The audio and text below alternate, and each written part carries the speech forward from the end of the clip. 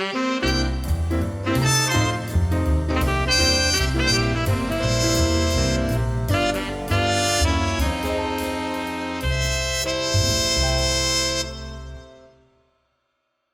now, I'm going to bring on some of our family here, and we're going to just hang out and have a loving meet the biz kind of visit with you. I love that. So yes, we have a bunch of our wonderful actors here who are really talented working actors. We have, let's see who's going to pop on first. Who's going to pop on? There's Felicia Patty. She's calling from Boston today. Wow. Hi, Felicia. Hi. And then there's Kaylee Versveld. Hi, Kaylee. Hello, Vicki. Nice to meet you. Nice to meet you. Nice to meet you too. Yeah, Jessica Morgan. Hello. Hi, Jessica. Hi. And Hi, Jacob Lintz. Hi, Jacob. How are you? I'm good. How about Vicki you? Abelson, everyone. I am not a celebrity. You guys are celebrities. You guys are far more successful than I am because a lot more people get to see you and you do wonderful work. I think it's because that book. I like the saying on the book. Don't Thank you. Thank you. Right. And now everybody here has been on TV. I mean, Jacob, you had that hit movie out, correct? Yeah, it's called Nathan's Kingdom. It's an independent feature film, and it's on Amazon Prime right now. You know, I'm going to watch it. I looked you up and I saw that and I'm excited to watch it. How did you get that part? So the director's name is Oliver Munoz, and he was really committed to casting a person on the spectrum for that role. And so his producer, I guess, got him in contact with PASW, which is the organization that we're all part of. And yeah, I was in on that day. I was in at the acting class, and he was looking for people to play the role. And I read the part, and he really liked my audition. So That is what happened. thrilling. I was an actress for a bunch of years and I never got to where you guys are, but I sure wanted to. I'm in awe. I've made it. I've been in movies for about 30 seconds. That's my I had one line in Meet the Fockers. What line was that, David? I'm Dom Fucker. I love it. I love it. I love it. I actually got to do a little scene with a guy from, did you ever hear The Sopranos? There was a famous television show called My brother watched that show. So I was in a movie with Michael Imperioli, who was one of the stars of that show, and I got to improvise a scene with him. That was exciting. How do you guys learn your lines? I want to know how you do that, because is there a trick that you do? Kaylee, you're laughing. How do you learn your lines? So I'm not sure you know this, Vicki. So in a few months, all of this year, I was on a show called The Good Doctor on ABC. So it was a lot for me to expect, because they had to do a lot of drafts and like that. But with me, memorizing is difficult. But when it comes to a great acting coach over here, he helped me a lot, and of course my mom as well. And it was I'm stuck in my head. I'm bad memorizing, but working on being focused and keeping your character, your dialogue that you have to bring in, and the emotions. It was really hard for me to do it all together on set with Freddie Highmore, who directed the episode. So it was wow, I can't even say anything about that. So. Well, it's hard for me too. So I'm in awe that you guys do it. I'm really impressed. How about you, Felicia? Do you have any tricks to memorize lines? I I've been working with David for a while now, and so it's difficult to memorize everything, but you gotta just be in the moment and be in the character. Felicia and I met in Canada. Wow. How'd you do that? I was on a show called Love You More with Bridget Everett, and Wow. Michael Patrick King wrote it too. You know, Michael Patrick King was a good friend of my husband's, and I've met Michael many times. Michael is a very talented guy. Yeah, he is. Did you get to meet him? Yeah. Wow. He's very funny. He was a stand-up comedian first. He's a he's a really nice guy. Wow, that's wonderful. And so how did you two meet? How did that happen? David and Felicia? I saw David on set on Love You More, and he was helping my friend Luke Zimmerman, and he has Down syndrome. Mm-hmm. And he was on the set on Love You More also. Yeah, I went there. I was blessed to be able to be the coach on the set. So I was there. Fabulous. Luke Zimmerman, who we thought we were related, but we're not. But everybody's related in some way. And then John Tucker was on there. Oh yeah, John Tucker, yeah. Performing arts. But then, you I know, have it all. Ron Zimmerman, by the way, that I heard from yesterday. You're not related to Ron Zimmerman, are you? I don't. The writer? No, I don't think Okay. so. A lot But of I see his Zimmerman. name out there. Yeah. But it's been And great. how about you? I'm sorry. How about you, Jessica? How do you learn to memorize? How do you memorize your lines? Yeah, I think that the first 2 days it would be kind of I wouldn't say like it would be too difficult for me. Yeah, it would normally take me at least maybe 2 or 3 days to like actually see the script and feel the character and everything. Yeah, and then after those 3 days, then I'll just yeah have it right there, and it just comes natural to me, and it's really easy to just to pick it up. So Wow, I wish it was really easy for me. Go ahead, David. Oh, I was just gonna say, Jessica, I've known, I think now for over 20 years. yeah. Oh my gosh, kidding. We met. Did we meet at Born Tech Players? Yeah, yes, we did, David. Born Tech Players, and then we did. Jessica, I put together this casting director, not a workshop, but where we for 2 months we got together and we rehearsed scenes, and Jessica did a perfect scene from Carrie where the mother throws her in the car. Oh my God. Jessica like bawling. We're all bawling. It's amazing. And Carrie, the movie Carrie? Yeah. So my good friend was in Carrie. She played the really nasty girl. She was the one that was throwing the Tampax at Carrie, and that was with the boy who they dropped the pig's blood on her. Her name is Nancy Allen. She's a wonderful actress. Yeah. Well, I had a really good time on doing that scene, and wow. I was doing it in front of so many casting directors, and Danny Woodburn was actually one of them. And he was like, they were all so impressed, and the person that I was doing that scene with was Kate. I think her name was KDRC. Yeah. Yeah, and I gotta say, yeah, she was really into her character, and I basically gotten slapped, and it basically stung for like a good.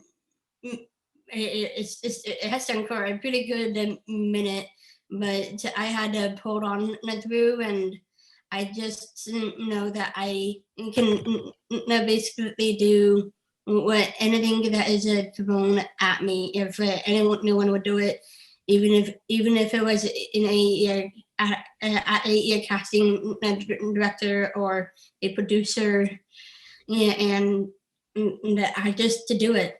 Well, you went on to be in Signed, Sealed, and Delivered, right? Yes. Fantastic. Did you all have you all studied acting before you started doing it? I haven't. You haven't. You just No, started I didn't working. do Oh, anything. So here's something that David doesn't even know about. So I was probably so I took theater like in in front of a lot of like people, and I didn't know anything about it. And my mom kind of felt bad because my high school had it too, but it was local.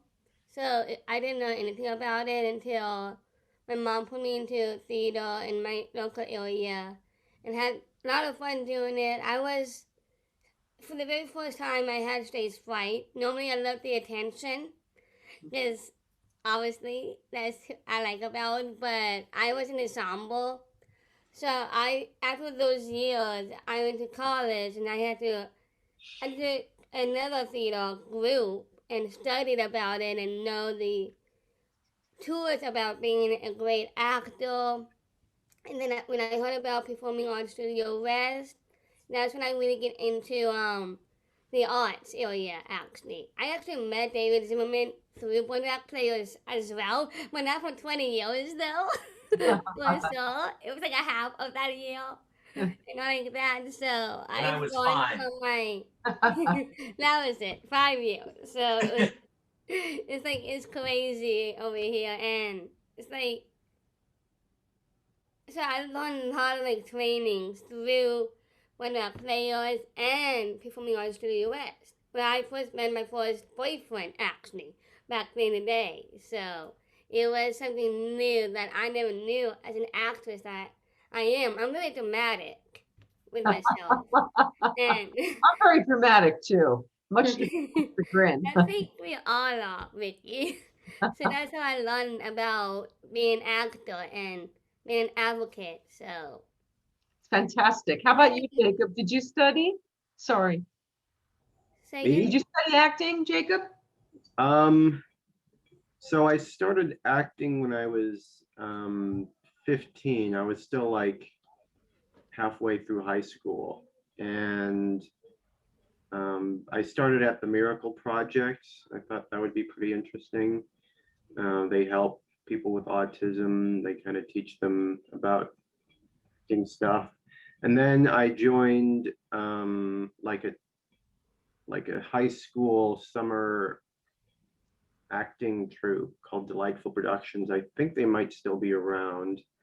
I joined them for 2 summers. One was for Beauty and the Beast. I played Belle's father, the like Oh. inventor, and that was kind of like a comedic role for me. And then the second year was Pirates of Penzance, which was Oh, I love that show. yeah, it was a lot more. There was a lot more that went into that one, but they cast me as one of the cops, one of the nervous cops, and that was another comedic role for me. And then while I was in school, I joined the acting program at my high school, and I was able to learn a lot there. That's fabulous. My daughter was a silly girl. Aren't the silly girls from Beauty and the Beast? I think that's from Beauty and the Beast. I think so. Yeah, there's 3 silly girls. That was when she first started. Yeah. And how about you, Felicia? Did you study acting? I did. I was in a high school play in high school in Winthrop High School, and I played a girl. I played Kendall on a Christmas play. It was really fun. I took drama class in high school. Nice. Excellent. Yeah. So I started off as that, and I saw my older brother, Johnny. He lives in California, and he's a film director. Oh, wow. Yeah. Has he ever cast you? I was in his short film called God Don't Love Ugly. It's on Amazon Prime. Nice. Yeah, but he cut me out though because I've been cut out many times. it's like a short film. So That happens. I was on Saturday Night Live 3 times, and my bits kept getting. If you blink, you miss me, because my stuff kept getting cut out. But Was it music? Was it acting? Was it? I was with Billy Crystal actually. The first time he did Buddy Young Jr., and he plucked me out and gave me a little part. But then because it wasn't in the original script, they chopped it. So you can just see me really fast. It was, and I was in one with Madonna. Do you guys know who Madonna is? Mhm. I love Madonna. I love her. My friend worship her a lot. Well, we weren't allowed to look at her on set. They told us, do not look at Madonna. Do not talk to Madonna. Do not look at Madonna. I mean, it was when she first got married to Sean Penn. It was a long time ago. And I was playing his aunt. But again, it was not in the original script. So you don't see me in that one for more than a second either. But Madonna was quite the prima donna back in those days. How can you not look at somebody when you're acting with them? Well, no, she was playing her bride. They were doing a simulation of her wedding. So she walked down the aisle, and, nobody was supposed to look at her in the hallways. When we were getting changed and made up and stuff, they didn't want any of us little actors interacting with Madonna, the big star. oh, Yeah. I don't know if she's still like that. I hope not. Yeah. maybe she's shy. Who knows? You know what? Maybe. It's nice to think the best of people, Felicia. I think that's a good attitude. I Yeah. like that. Could be. I also have a question to ask you, Vicki. Sure. So I've been told, and I resourced you, that you have your own TV show, I believe, or TV host. How do you put things together with a TV show like that? Like, how do you get together? That's a great question. Well, my TV show is not as legitimate as your TV shows, because mine is on the real TV. Mine is on internet television. But it is a lot of work, and especially in the pandemic, because I have to do everything myself. I shoot it, I do the sound, I do the lights, I do the camera, I do the publicity, I book it. I interview, I have to do the whole thing myself. And so therefore, sometimes it's a mess. What did you ask, Felicia? It must be frustrating. It's very frustrating, because sometimes I have trouble with the sound, or I have trouble with the camera. I've been having a lot of trouble with Facebook. I go live on Facebook because I have a big platform there, but now they've been not sending out the notifications to my people, and they also cut my count. It used to be that I'd have thousands of live views every time. And now at like 40 or 50 or 60, they stop counting the count. So it looks like that's all that's watching. So I know more are, but it's very frustrating for me. Very hard on me, my ego. But anyway, it's a lot of work, because I have to book it. I have to set up the celebrities that I'm going to interview in advance so that I know I have a guest. And I have to make sure I have people that help me with the artwork. So they're wonderful, and they do great work. But it's coordinating a lot of things. The most frustrating thing is doing the technical stuff myself. And I used to have somebody work the camera and do all of that for me. So it used to be in a real television studio, and there were 3 cameras, and there was a crew of 4, and it was a whole bigger deal. But the most important thing is the conversation, the content. And so even though sometimes the sound isn't right, or there's a mess up in the camera work, the conversation is the thing that's the most important part. So that kind of works. Thank you so much, Vicki. The reason I ask is that my goal is to have my own talk show. Yay! I'm not sure David mentioned this to you. I interview a lot of celebrities just like you guys, going back and forth, and I have my own t-shirt business, Tides of Kindness. So I have my own mic, and my brother does the camera, and we do things together. So I was like telling you that. So that's my goal, to make that happen. So that's how I was asking. That's So thank you so wonderful. much. As far as getting guests, I've been able to pretty much get everybody that I've ever wanted to interview, but I chased them for some people for a long time. And I've met a lot of people on Facebook and on Twitter. I write them messages and then they tell me, later, and I just keep writing them and I eventually wear them down. And sometimes it takes me years. It took me years to get one of the monkeys in my living room, but I didn't give up. And that's the thing about being a talk show host, is that when you set your sights on somebody, you just don't give up. But you don't bother them. I don't bother them, but I just gently let them know. And I genuinely am a fan of all the people that I interview. I genuinely respect and admire them and like them. So they can feel that it's not just business, that it's from my heart. Yeah. So Is there one person who you haven't interviewed that you's like, okay, this is one person I still have to interview who's alive? And if you could go all of history and interview anybody who's not here anymore on the planet, who would it be? I think if I could pick, well, my list of people that I want to interview that I haven't yet is enormous. I mean, I want to interview Sting. I want to interview Jane Fonda. I would love to interview Hillary Clinton. I've actually tried to get Hillary. And I would love to interview Kamala, our vice president. I would love to interview Joe Biden. I think he's fantastic. I would love to interview Lily Tomlin. Lily Tomlin said yes to me 4 times, and then it just kept falling because she kept working. But my list of people that I want to interview is a mile long. So I'll never run out of people to chase. And as far as people through history, that's a wonderful question.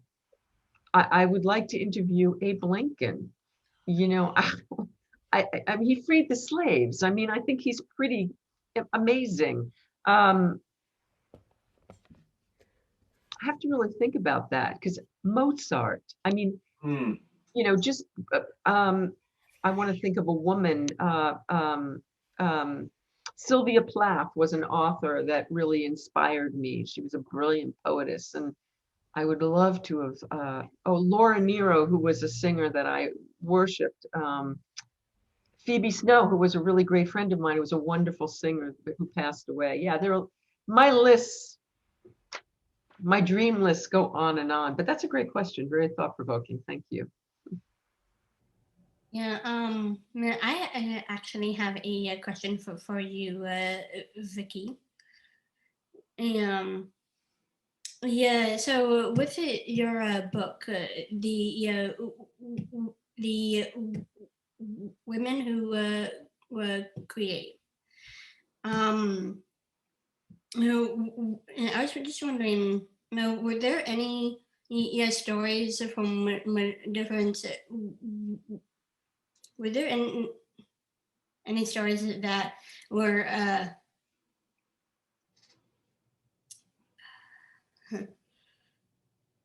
sorry.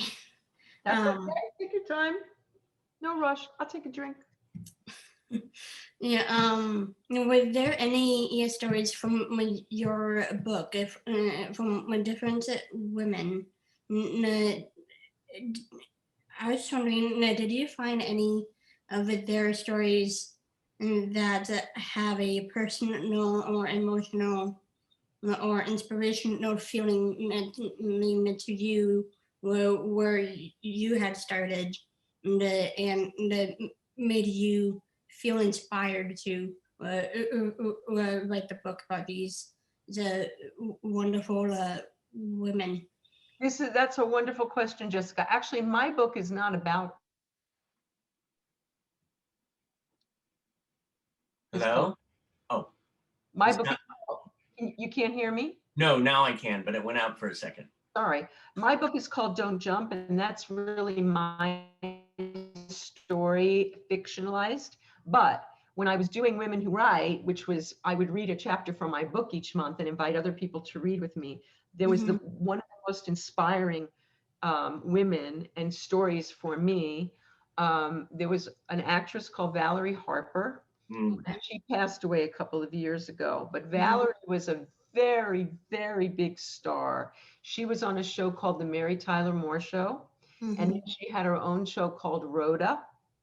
And she was a dancer, and she was on Broadway, and she wrote a book and called I Rhoda, and or I Valerie. Now I can't remember. Anyway, Valerie found out about 8 years ago, I think it was, that she had a terminal disease and she was going to die.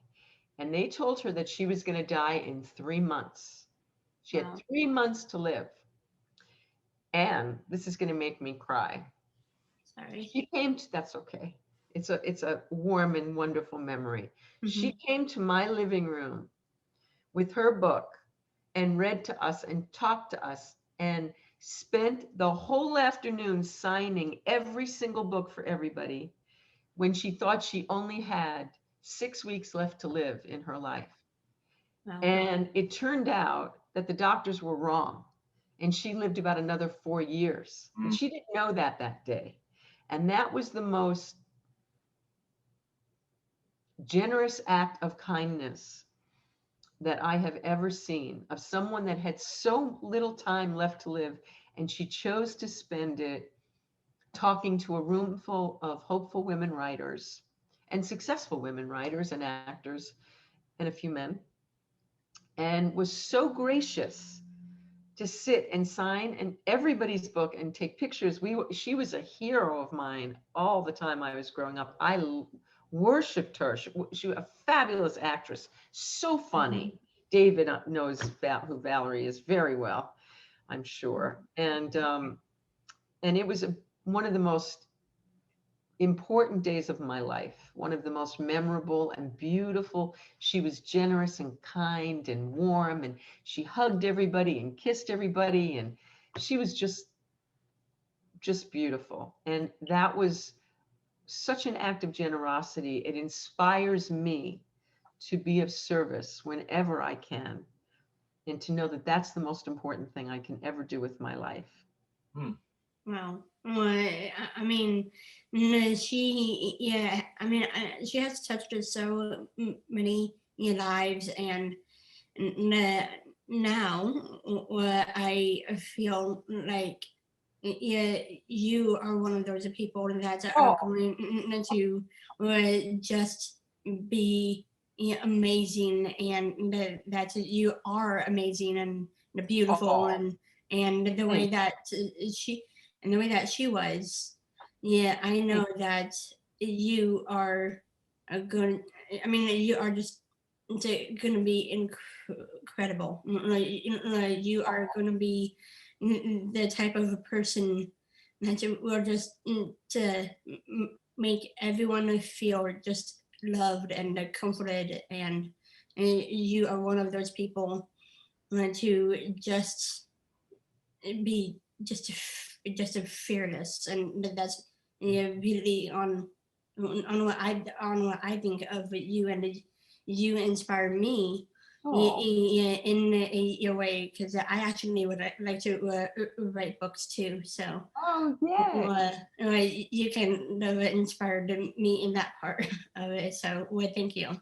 Oh my gosh, those are beautiful words. Thank you. I don't feel worthy of them, but I appreciate them. And when Women Who Write starts up again, you're all invited to come and to speak to us and to join us and have food with us, break bread with us. You'll come with David, and David asked me when I'm going to start again, and I don't really know when I'm going to feel comfortable having 50 people in my living room during this pandemic. I think I'm going to wait until COVID's kind of gone. Yeah. It's not going to be until probably next year, huh? I think that's probably true, unfortunately. I just heard of somebody who had the vaccines, who got sick and got pretty sick still. Yeah. Didn't have to go to the hospital, but did get sick. Speaking of that, I actually have some family members that had those struggles with COVID as well. Like in the beginning of COVID, my aunt got one, and she got really ill. She's a doctor. Oh wow! She's a doctor for my grandfather, actually. So it's interesting. But Wow. she wasn't herself technically. My brother, when I was in Canada, my I just heard this from my mom because I was talking with someone. Oh, like, oh, I have COVID too. Like, I'm sick. So my brother had that too for a while, but he's getting married. He's healthy now. So it's nice that people are being aware during COVID, not to be exposed by a lot of groups. Because it's still in COVID time, you never know what's gonna happen. I was terrified when I heard about my brother. I'm really close to him. My family's close to each other, but I just don't like when COVID acts on ourselves. Like, some people can act weird or different feelings and their emotions. And I don't think that COVID should not be here anymore. I want it to be normal, you know? Me too.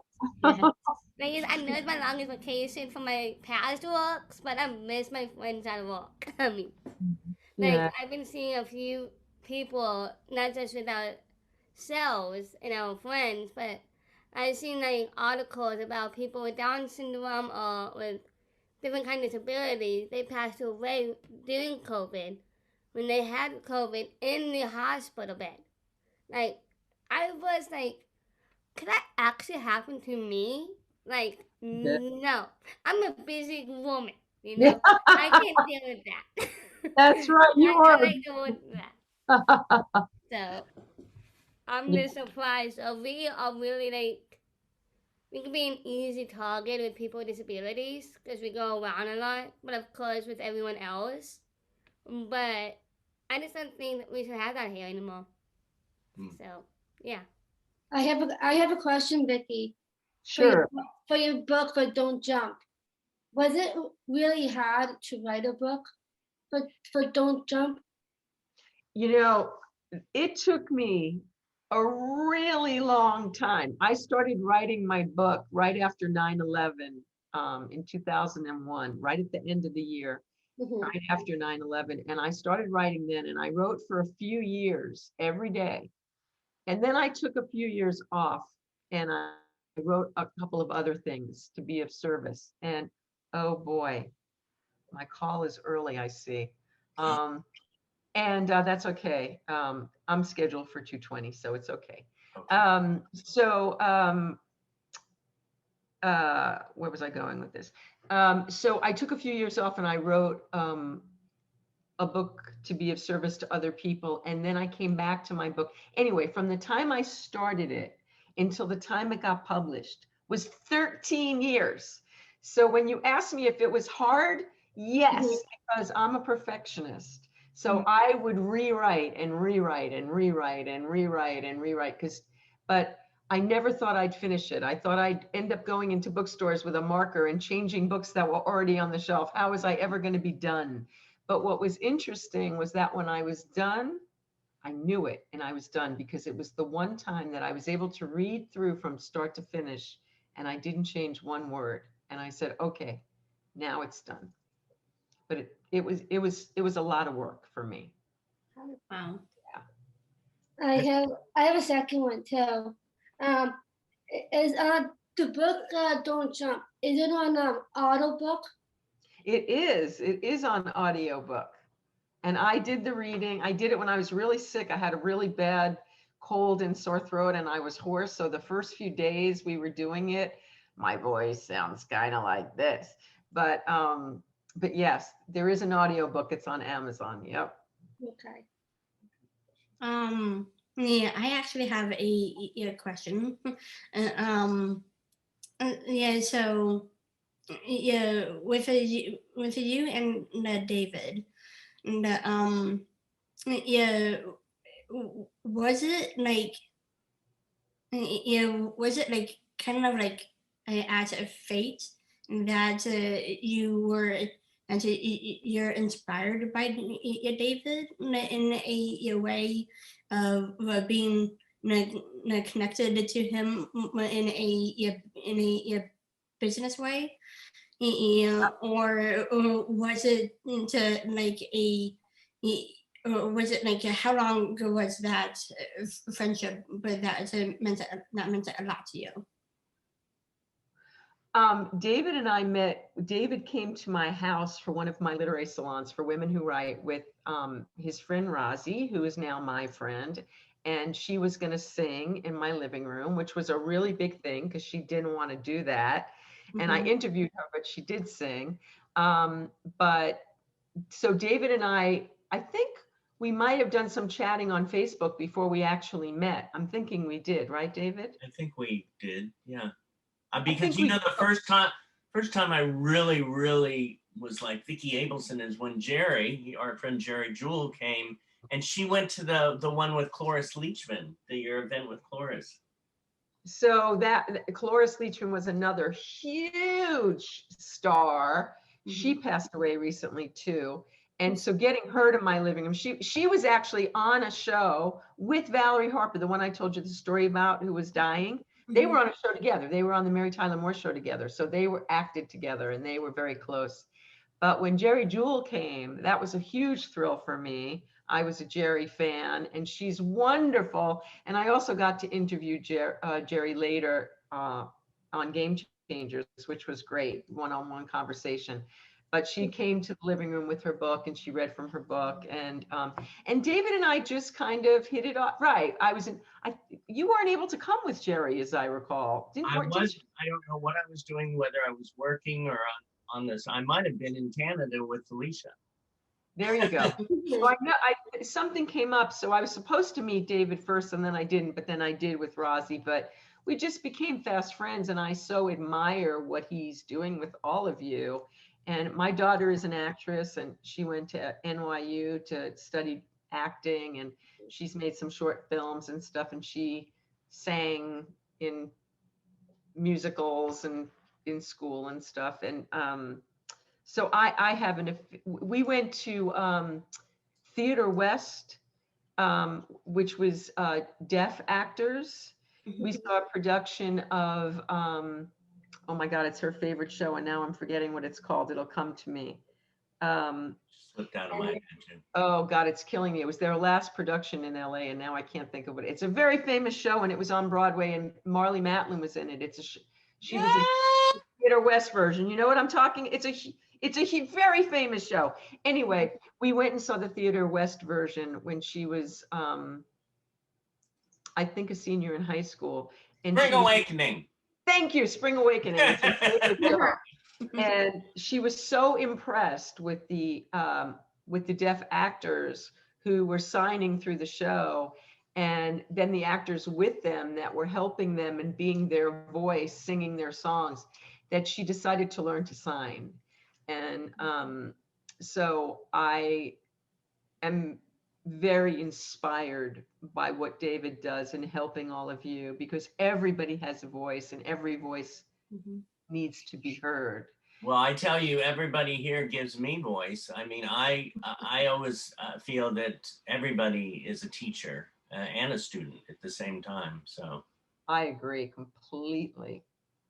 Yeah.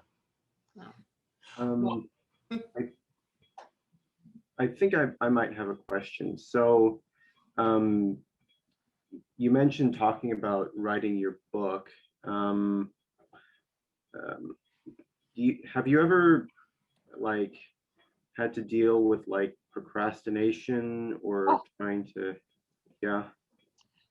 So Jacob, I write every day at least 5 minutes, but I also started writing articles for magazines and newspapers. And so I would have a deadline and I would be writing it in my head, but I wouldn't sit down I would write it, take notes. And then the night before it was due, I'd pull an all-nighter and end up writing the article in one day and finishing it at 4 a.m. and turning it into the editor. Yes, I have a problem with procrastination. I have a screenplay that I came up with the idea 4 years ago. I wrote with a partner for almost 2 years. And when we ended our writing relationship, it just needs about a month's worth of work and I haven't done it. And there's no excuse. It was COVID. I was home. There's no excuse. So yes, I procrastinate just like everybody else. I guess. Yeah. I was asking because like I've been thinking about like writing a short film script, Excellent. but I feel like I keep putting it off for other things, and so I guess I wanted to ask if like you have any advice about dealing with that. I do. I have one piece of advice that has worked for me with, I'm putting myself down for procrastinating on my screenplay, but I do have 2 live shows a week still, and I was going live 7 days a week. So I still do get a lot done, even though it's not as much as I'd like to get done. My to-do list always has things left over, but the one thing that I do that has really changed my life is I write 5 minutes every single day, no matter what. And I tell somebody else that I did it. I send an email to this woman that I've now been sending her an email every single day for, I think it's 20 years. Every day I send her an email and let her know that I've written, because that keeps me honest. And you're welcome to send me an email and tell me that you've written that day. But as long as I write at least 5 minutes every day, it keeps me moving forward. And soon that'll be your next book. You know, I actually do. I would love to do like a TED talk and talk about how 5 minutes a day can change your life, because it really can. It really keeps me moving forward. Well, okay, thank you very much. Yes. And thank you all for coming today. Jacob and Kaylee and Jessica and Felicia, and of course, Vicki. Thank you, thank you, thank you. Thank you, David, and thank you all. It was so wonderful to meet you all and hear your stories. I look forward to seeing you again and watching your amazing work. And I was in I forgot to tell you that I was in a show on Netflix. It's called Away. Oh, okay. Wait, the OA? Away, AWAY, Away. Okay, is it on now? Can I see it? Yeah, it's on Netflix. Okay, well, I'm going to check it out. I'm going to check out all of your work. That's so exciting. Thank you. There's Hilary Swank is in it. Wow, she's a fabulous actress. Yeah, she is. I actually gotten. Sorry to interrupt, Felicia, but yeah, I actually got into the experience to actually meet into Hilary Swank myself, and she is she's a very nice and amazing actress, and also I'm on a Hallmark show called Signed, Sealed, and